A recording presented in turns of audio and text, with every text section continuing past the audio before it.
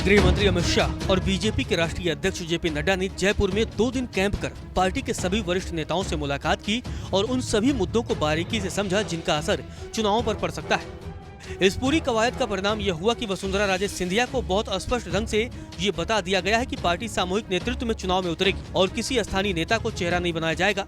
पूरा चुनाव प्रधानमंत्री नरेंद्र मोदी के चेहरे पर लड़ा जाएगा और उन्हीं के नाम पर जनता से वोट मांगा जाएगा। छत्तीसगढ़ में पहले ही पार्टी के पास कोई ऐसा नेता नहीं है जिसके चेहरे पर चुनाव लड़ा जा सके।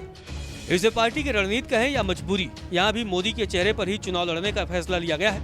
मध्य प्रदेश में पार्टी अभी तक यह कहने का जोखिम नहीं उठा सकी है कि चुनाव के बाद उसकी ओर से मुख्यमंत्री कौन होगा, यानी यहाँ भी मोदी के चेहरे पर ही वोट मांगा जाएगा।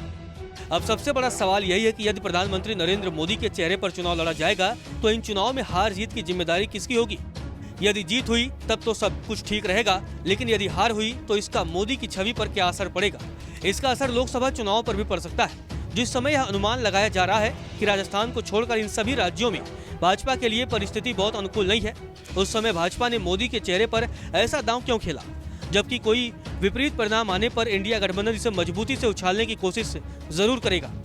सियासी जानकारों का मानना है कि कर्नाटक में भी पार्टी ने यही रणनीति अपनाई थी। वहां भी येदियुरप्पा जैसे स्थानीय मजबूत चेहरे को किनारे रखकर मोदी के नाम पर ही वोट मांगा गया था, लेकिन पार्टी को कोई सफलता नहीं मिली। इससे पहले हिमाचल प्रदेश में भी प्रेम कुमार धूमल जैसे मजबूत स्थानीय चेहरे को पीछे रखकर केवल मोदी के चेहरे पर वोट मांगा गया था, लेकिन पार्टी जीत हासिल नहीं कर सकी।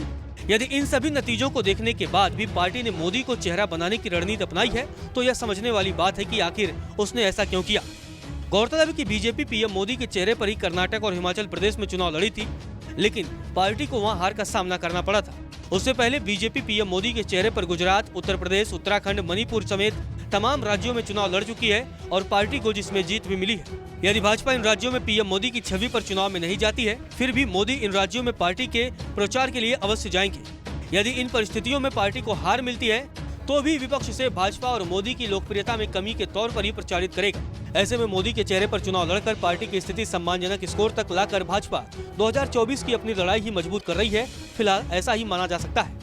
वहीं सियासी पंडितों की माने तो इन चुनावी राज्यों में भाजपा के द्वारा मोदी को चेहरा बनाना बहुत सोचा समझा हुआ और रणनीति के अनुसार उठाया हुआ फैसला लगता है। इन्हीं राज्यों के पिछले विधानसभा चुनाव में हार के बाद भी भाजपा को लोकसभा चुनाव में जीत हासिल हुई थी। ऐसे में उन्हें लगता है कि इस बार भी इन चुनाव परिणामों का मोदी की छवि पर कोई नकारात्मक असर नहीं पड़ने वाला है। नमस्कार, मैं हूं मानक गुप्ता। अगर आपको हमारा ये वीडियो पसंद आया हो तो इसे लाइक और शेयर जरूर करें और हाँ, हमें सब्सक्राइब और फॉलो करना ना भूलें ताकि आप देश और दुनिया की कोई खबर मिस ना करें। तो जुड़े रहिए हमारे साथ और देखते रहिए न्यूज़ 24।